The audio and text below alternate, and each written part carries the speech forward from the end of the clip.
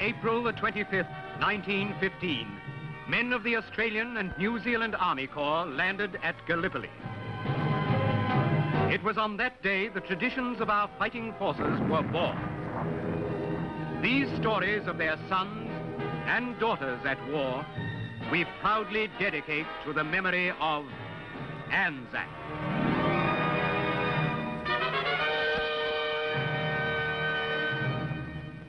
Changi, a name which is part of Australia's history. These men are Australian soldiers. These are the men of Changi, of the Death Railway, of the Sandakan Death March. This is their story, a grim story, which is yet an epic of courage and endurance. It is the story of the 8th Division, AIF.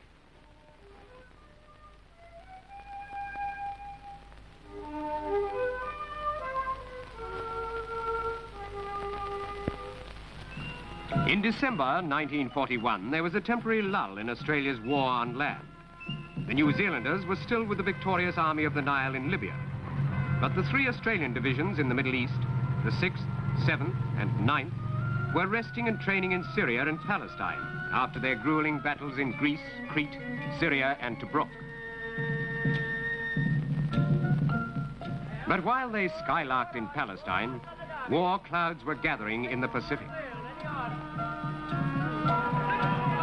To meet the growing Japanese threat, the Australian government had agreed to send the remaining AIF division, the 8th, to reinforce the defences of the great British naval base at Singapore. In February 1941, the first Australians had landed at Singapore. Air Chief Marshal Brooke Popham, the Far East Commander-in-Chief, and other officers welcomed them. They were New South Welshmen of the 22nd Brigade, young soldiers as yet untried in war. With attached troops, they numbered 5,750. From Singapore, the Australians moved up to the jungles of Malaya for training. They had already had 6 months hard training in camps near Sydney, but it had been for conditions in the Middle East and based on the idea of rapid mechanized movement in open country. Now they had to learn how to move and fight in dense, steamy, malarial jungle, where roads were few or non-existent, and where opportunities for ambush lay everywhere. This was a grim, new kind of warfare which Australians had never faced before.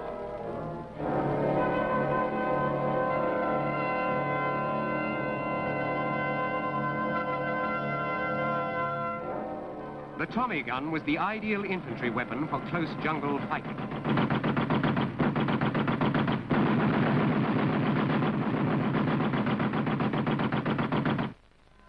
It was not all hard work. There was leave in Singapore.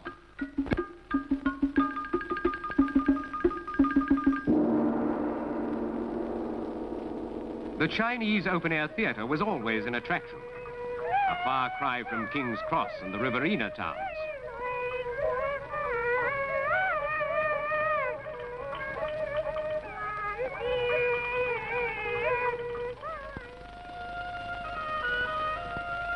It wouldn't be the East without its snake charmers. They couldn't know, these carefree young men, as they watched half apprehensively, that before another year had passed, they would be eating snakes to keep from starving. Nor could they know that the time was fast coming when craft like these would represent the one desperate chance of freedom.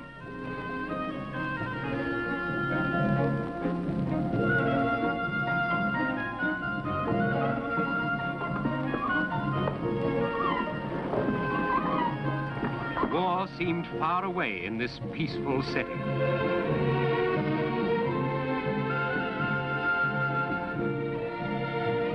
Easter 1941 saw the cooks cheerfully busy turning out thousands of hot cross buns for the boys.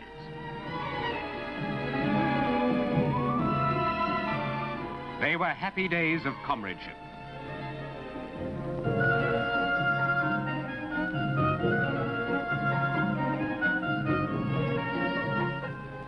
ANZAC Day, and a ceremonial visit from the Sultan of Selangor.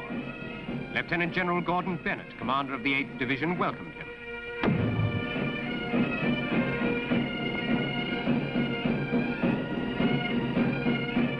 Toughened by 2 months in the jungle, the Australians marched proudly past General Bond, General Officer commanding Malaya. Later, he was succeeded by General Purcell. General Bennett laid a wreath on the cenotaph, and a bugler sounded the last post.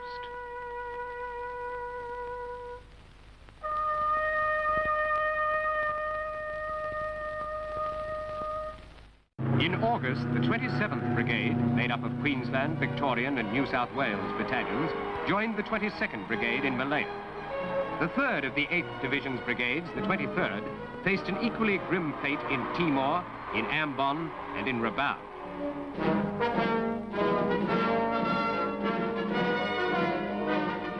Air Chief Marshal Brooke Popham and Brigadier Maxwell were there to greet the Australians. The AIF were not the only Australian fighting men in Malaya. The Royal Australian Air Force had 4 squadrons there too.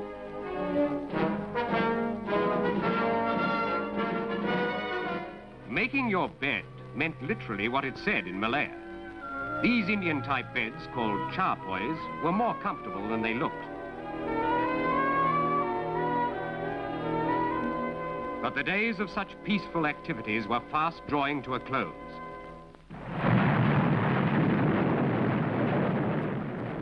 In December 1941, Japan strikes suddenly and without warning in a great arc from Pearl Harbor to Malaya. At dawn on December 8th, the invasion of Malaya begins. The testing time for the 8th Division is at hand.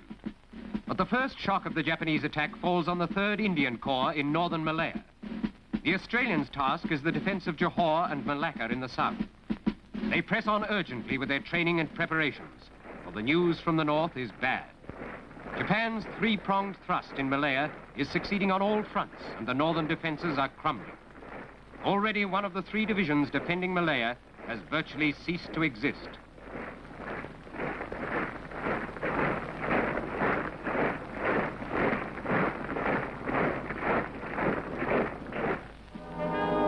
These are still only practice alerts, but everyone now knows it won't be long before they'll be manning the guns in deadly earnest.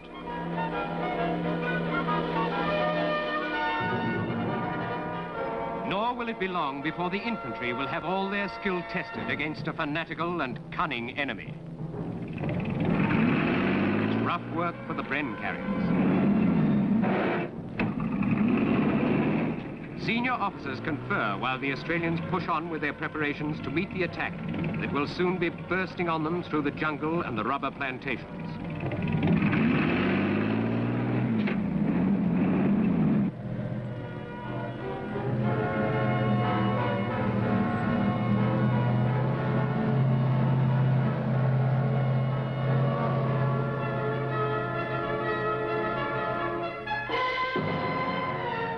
A Chinese military mission visits the Australians.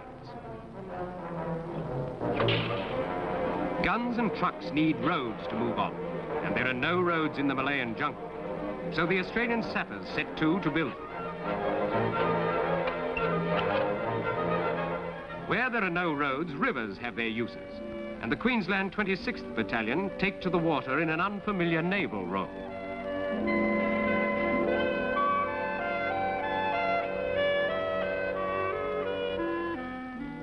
Their job is to patrol the Sedili River highway and keep a lookout for the enemy.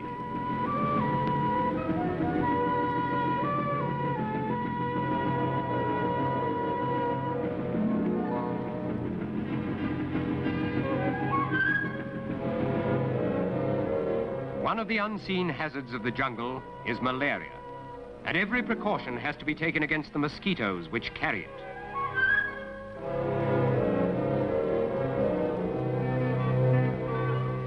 The dusk ritual of the changing of the guard has a new significance now, with the sound of battle coming ever closer from the north.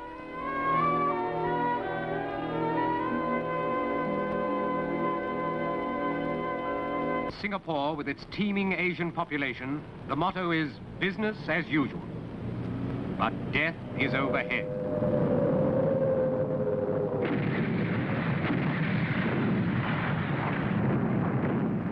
War has come to Singapore. In the wrecked and burning buildings, hundreds lie dead. Dead, too, is the comfortable myth of an impregnable fortress. This is a grim foretaste of the mounting horrors that lie ahead as the red tide of war floods down the Malayan Peninsula.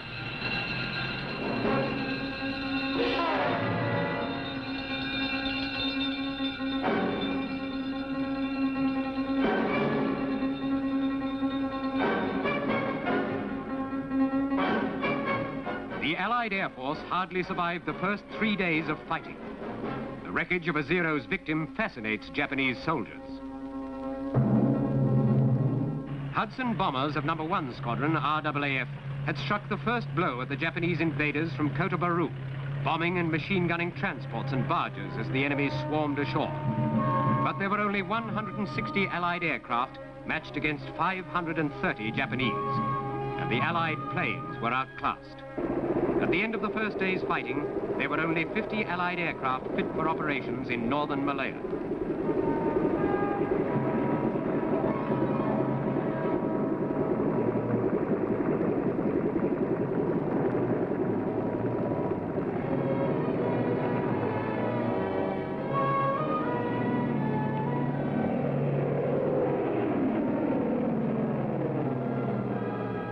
Despite the gallantry of the Allied pilots, the Japanese had established complete air superiority.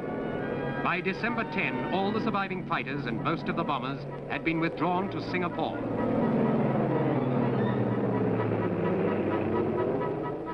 Before the Japanese attacked, Wirraways of No. 21 Squadron, RAAF, had been stationed in Malaya.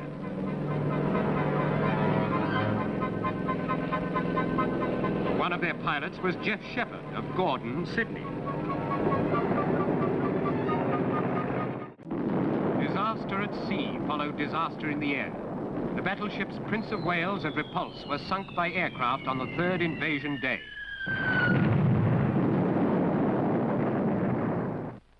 The Japanese had landed at Singora and Patani in Thailand and Kota Baru in Malaya.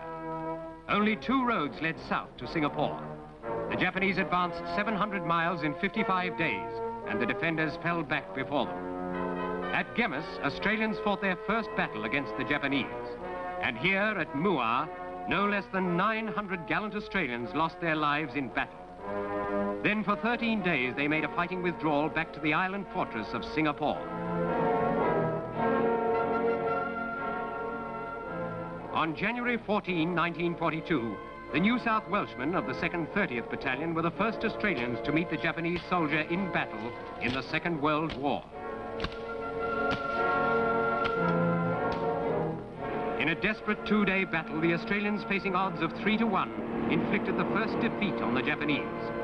For a loss of 92 casualties, this battalion killed more than 1,000 Japanese. They fought, said General Yamashita's Chief of Staff, with a bravery we had not previously seen. Gemus was followed by the Battle of Muar, where the 2nd 29th Victorians and the 2nd 19th Riverina men were cut to pieces after an heroic defense. Working against time, they sweated and dug in the steamy jungle heat to prepare defensive positions. But even while they worked, the enemy was bypassing them along jungle tracks, and soon they were surrounded. The Japanese were prepared to live off the land, but the Australians had to carry their rations with them. Japanese cyclists used jungle tracks, but Australian vehicles needed roads. Meanwhile, enemy air raids on Singapore were intensifying. The battle for the mainland of Malaya was ending, and Singapore Island would soon be under attack. Patient, untiring Chinese women toiled at filling sandbags for protection against the bombers.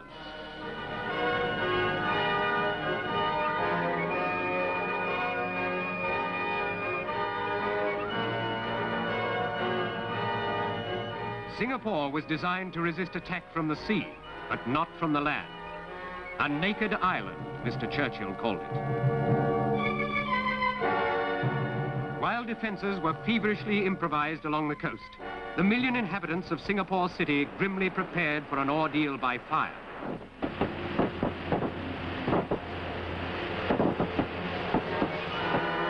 After the Battle of Muar, the British forces fell back to Singapore. But the Australians had made the enemy pay a heavy price.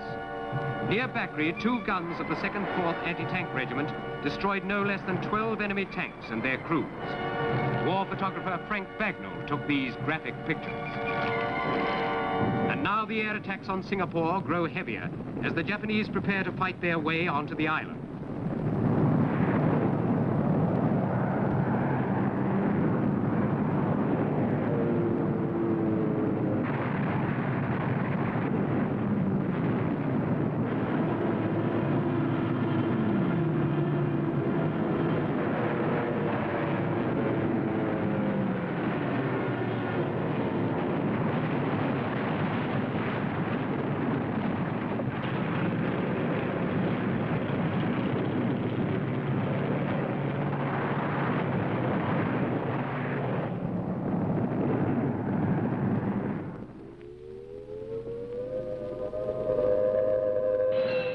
The Japanese advance threatens to cut off all water supplies. It's beginning to be asked now how long resistance can be maintained while the civilians of Singapore suffer so terribly.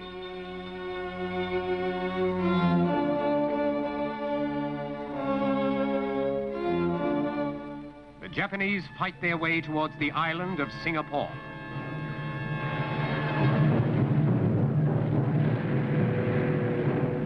Houses are sacrificed so that our guns can find their target. Once across the Johor Causeway, the Japanese are expected to develop their final thrust against our right flank. So this is held in depth by British and Indian troops.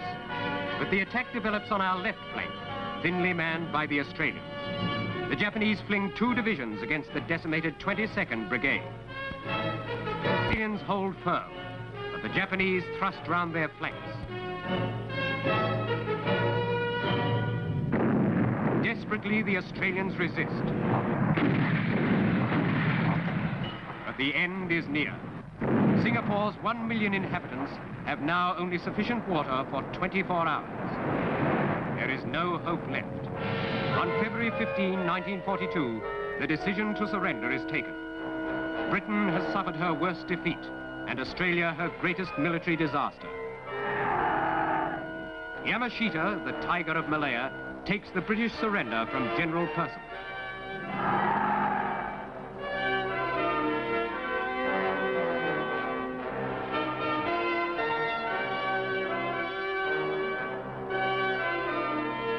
The men of the 8th Division had fought bravely.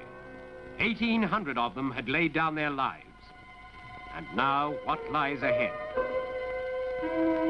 On 130,000 men, including 15,000 Australians, the long night of a brutal captivity falls. They were herded into Changi Barracks on Singapore Island. At first, the rations weren't too bad, but the time came when the only food they got each day was less than 8 ounces of rice and 4 ounces of vegetables. They became weak and emaciated. Yet Changi wasn't the worst. Thousands of Australians, beaten, tortured, starved, were forced to work on the Burma-Siam Death Railway, and 2,900 died in building it. 1,800 more died in Borneo.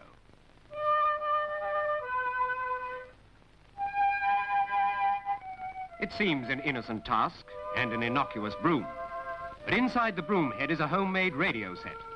Lieutenant R.F. Wright of Hawthorne, Victoria, shows how it was hidden.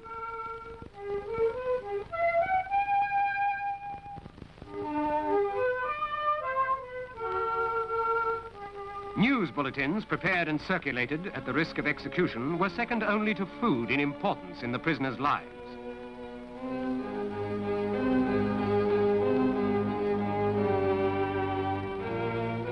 These improvised wireless sets were the prisoners' only links with the outside world for more than 3 bitter years of starvation, brutality, and death.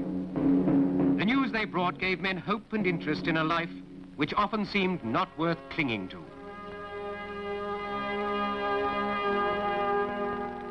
3 years ago, they had been tough, fit fighting men. But though their bodies were weakened, their spirit was never broken. The men of the 8th Division showed in captivity qualities of courage, selflessness, and endurance which added a sad, but proud chapter to the story of ANZAC.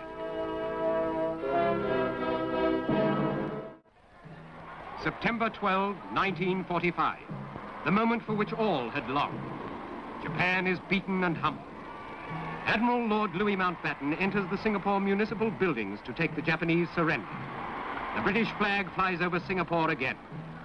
Senior Japanese officers, led by General Itagaki, march under guard to sign the instrument of surrender. British and Australian troops line the streets, and former prisoners crowd to watch their former captors humbled. The wheel has swung full circle.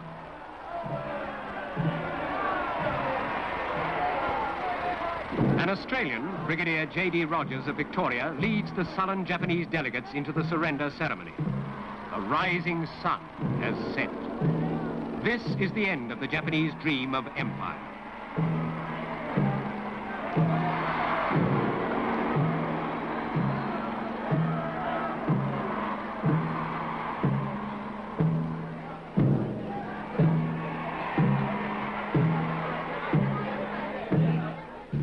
For some 14,000 Australians, it means going home at last. From Changi, from jungle hell camps, from Sumatra, from Japan, they're going home.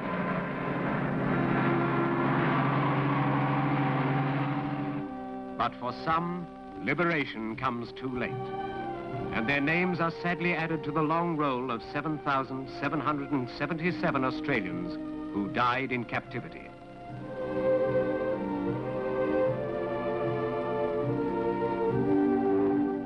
And not men alone. Australian women died too, shot down, bayoneted, starved and brutalized, upholding the selfless tradition of the nursing service.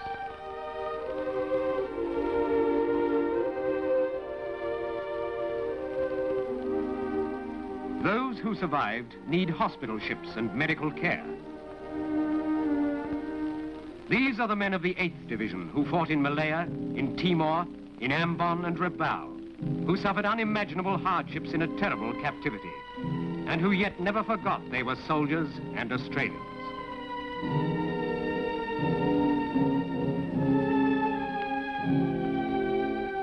They had been starved, they had been beaten, they had been forced to work until they dropped and were kicked to their feet again. Cholera, malaria, pellagra, beriberi, dysentery, smallpox, tropical ulcers had worn their bodies down, but not their spirits. Many of them owed their lives to doctors and medical orderlies who were their fellow prisoners. And now they were going home.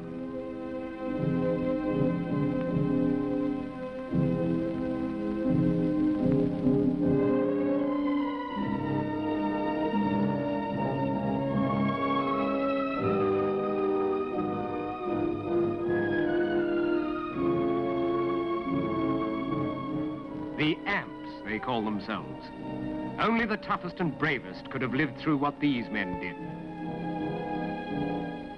They had suffered, they had endured, and somehow they had come through.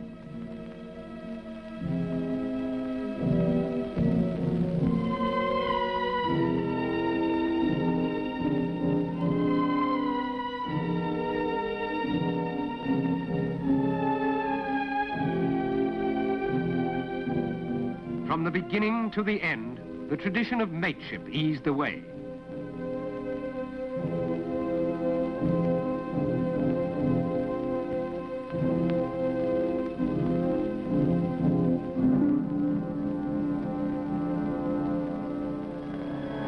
And now, at last, after the terrible years, their own loved land, their homeland, their Australia. They are welcomed with flooding relief, with affection, with love, and with pride, too. For they had faced with honor a sterner test of manhood than any other Australian soldiers were called on to meet.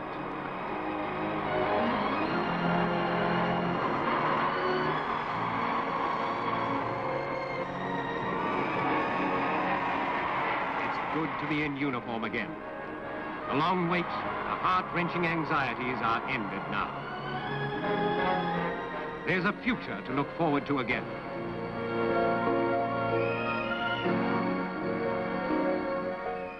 They kept the faith.